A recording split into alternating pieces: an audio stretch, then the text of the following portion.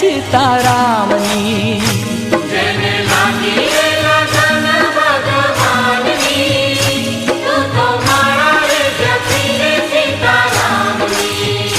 તારી એક એક પળ જાય લાખની, તું તો માળા રે જપી લે સીતારામની.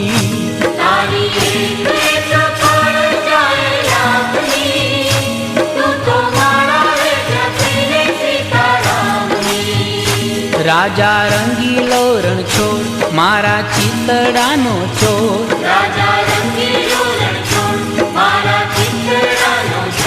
મેં તો મૂર્તિ નિહાળી સુંદર શ્યામની, તું તો માળા રે જપી લે સીતારામની.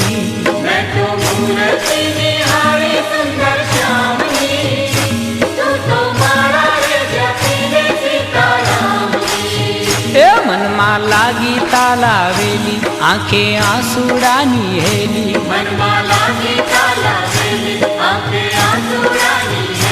નંદુ ચેતી ને ચાલો રે જમના મારથી, તું તો માળા રે જપી લે સીતારામની.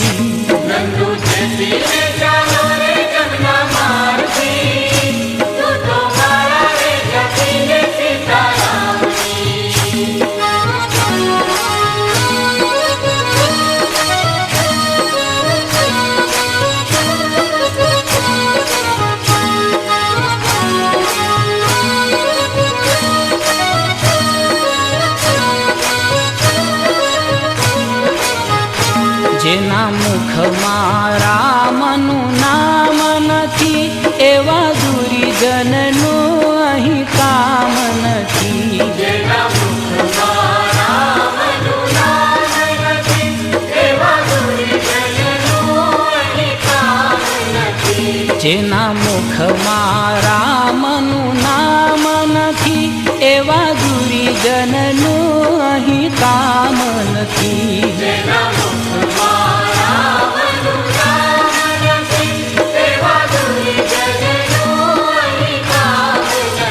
એ જેને હરિ કીર્તનમાં પ્રેમ નથી, તેને શ્રી હરિ કેરી રે મનથી. જેના મુખમાં રામનું નામ નથી, એવા દુર્જનનું અહીં કામ નથી.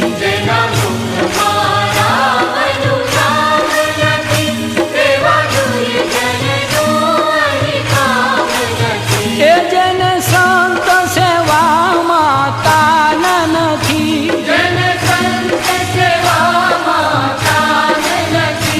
એને આ જગમાં માન નથી. એ જેના મુખમાં રામનું નામ નથી, એવા દુર્જનનું રે અહીં કામ નથી.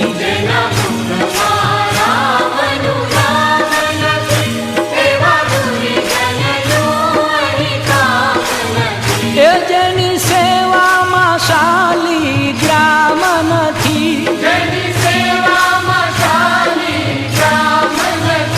તેને વૈકુંઠમાં વિશ્રામ નથી. જેના મુખમાં રામનું નામ નથી, એવા દુર્જનનું અહીં કામ નથી.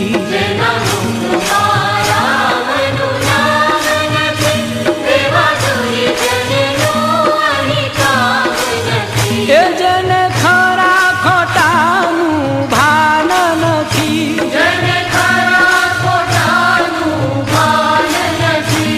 તે સમજા ખરા પણ સાન નથી. જેના મુખમાં રામનું નામ નથી, એવા દુર્જનનું અહીં કામ નથી.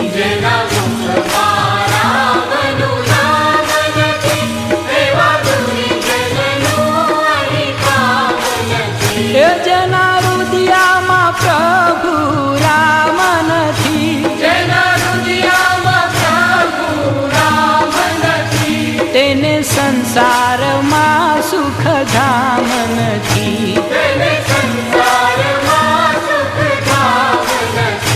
જેના મુખમાં રામનું નામ નથી એવા દુર્જનનું રહી કામ નથી.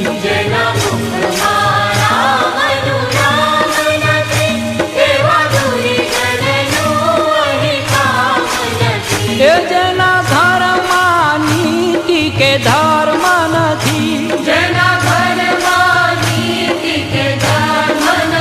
એ તેના ઘરમાં કશો એ મર્મ નથી. જેના મુખમાં રામનું નામ નથી એવા દુર્જનનું રહી કામ નથી.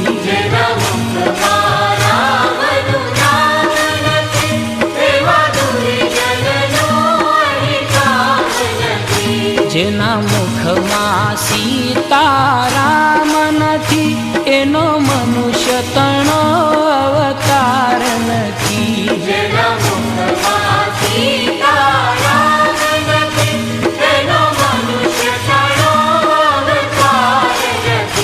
જેના મુખમાં રામનું નામ નથી એવા દુર્જનનું રહી કામ નથી.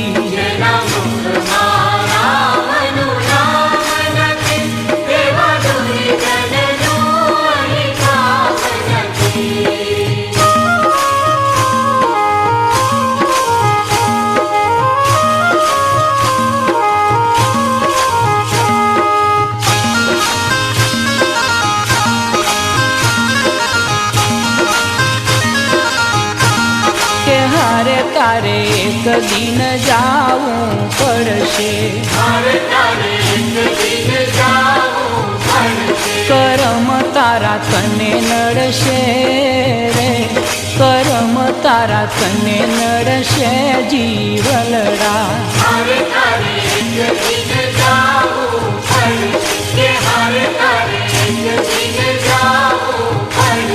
એ હારે તું તો બાંધી નથી કાંઈ જગતમાં લાલો. માયાએ તને ભરમાયો રે, માયાએ તને ભરમાયો જીવલડા.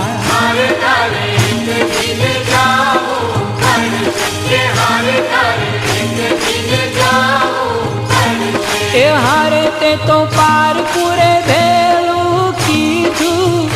તેને પોતાનું માની લીધું, વિષયનું વિષ પીધું રે, વિષયનું વિષ પીધું જીવલડા.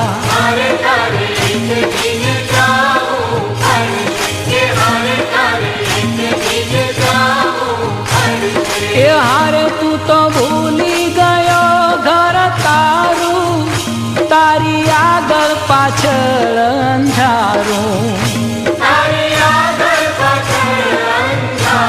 નીકળવાનું નથી બારું રે, નીકળવાનું નથી બારું જીવલડા.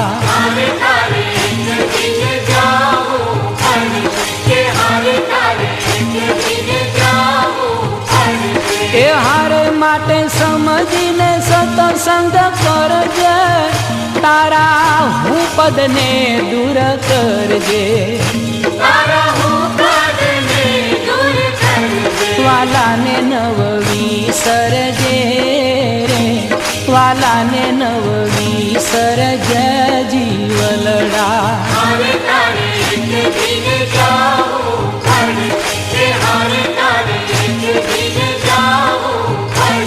એ હારે તેમાં મંગળ તારું થાશે, તારા ઘટમાં ગોવિંદ જણાશે. મરણ તારું મટી જાશે રે, મરણ તારું મટી જાશે જીવલડા.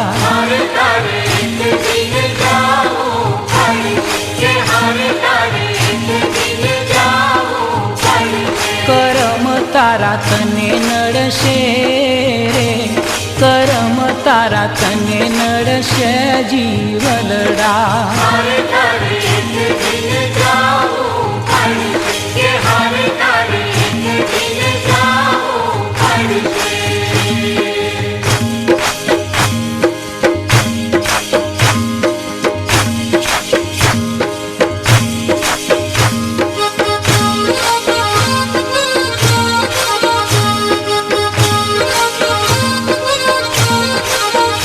તાળી પાડીને રામ નામ બોલજો રે, તાળી પાડીને રામ નામ બોલજો રે. એવા અંતરના પડદા ખોલજો રે, તાળી પાડીને રામ નામ બોલજો રે. જેમ ખેતરમાં દાણા વવાય છે રે, એ તેમાં પંખીડા ચરી ચરી જાય છે રે. તાળી પાડીને રામ નામ બોલજો રે. કાયા રૂપિયા ખેતર માનજો રે, પુણ્ય રૂપી દાણા તેમાં વાવજો રે. એ પછી પાપ રૂપી પંખી ઉડાડજો રે. તાળી પાડીને રામ નામ બોલજો રે. તાળી પાડતા જે શરમાય છે રે, એ તેનો અવતાર એળે જાય છે રે. તાળી પાડીને રામ નામ બોલજો રે. એ પછી અંતરના પડદા ખોલજો રે. તાળી પાડીને રામ નામ બોલજો રે. તાળી પાડીને રામ નામ બોલજો રે.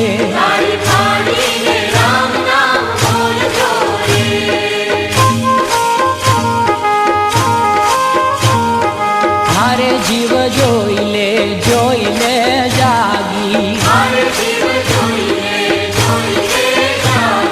હારે ઉઠ આળસ તજીને અભાગી.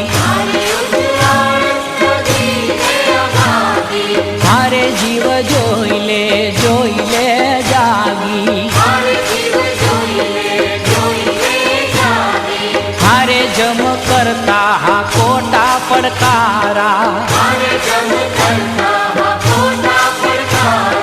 હારે માથે ગાજે છે મોતના નગારા. હારે જીવ જોઈ લે જાગી,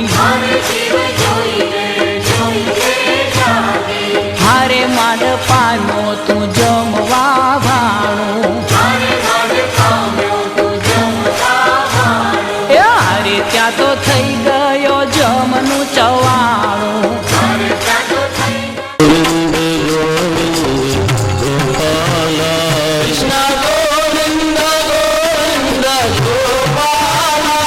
Jai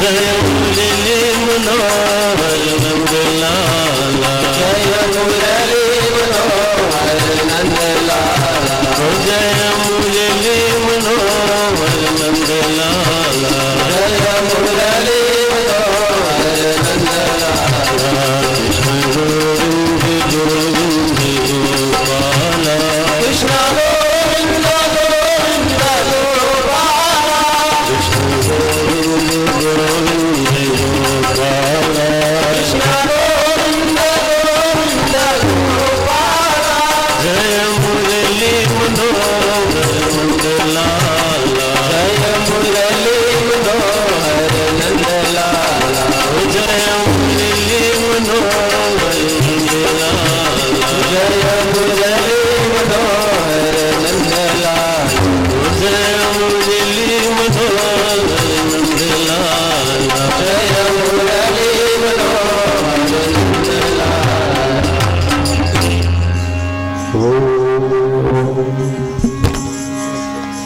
श्री कृष्ण राधा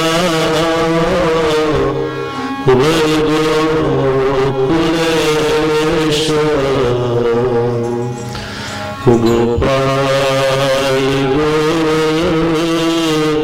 धननाथ विष्णु जिह्वे पिबसवा मृत में गोविंद राम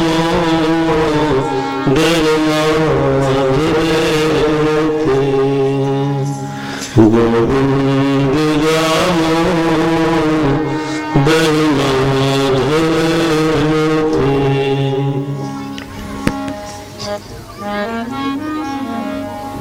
सच्चिदानंद रूपाय विश्वोत्पत्त्यादि हेतवे तापत्रय विनाशाय श्री कृष्णाय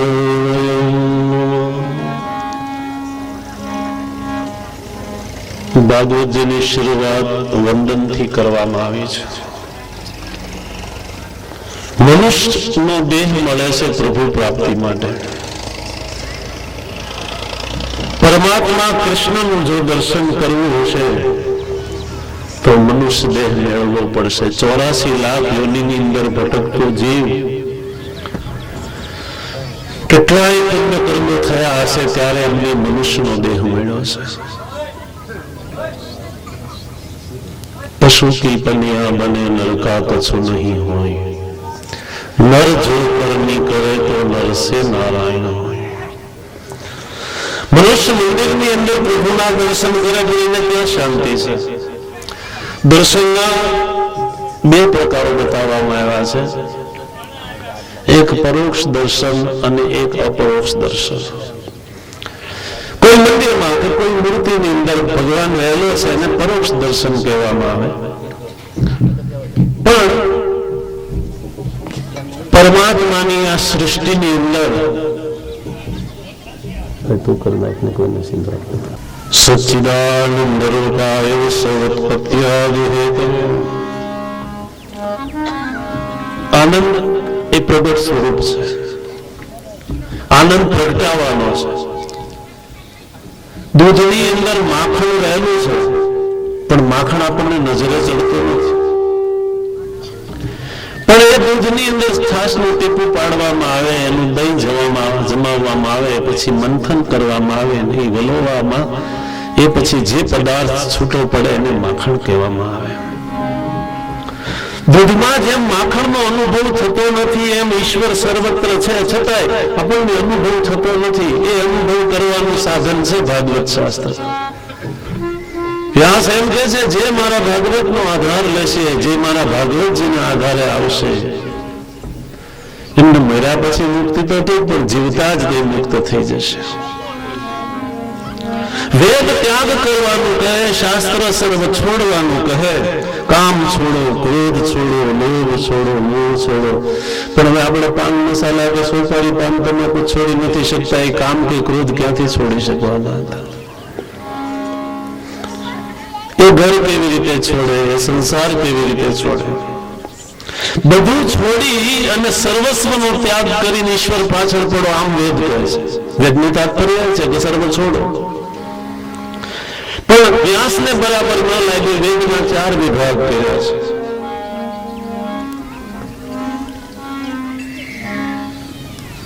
સંહિતા, બ્રાહ્મણ, આરણ્યક અને ઉપનિષદ.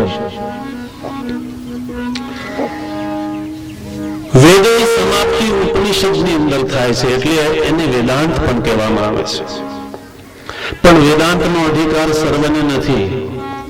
બંગલામાં રહી વિલાસી જીવન ગાળનારને વેદ ભણવાનો અધિકાર નથી. વેદ તો કોણ ભણી શકે જે સાદું અને સરળ જીવન જીવે અને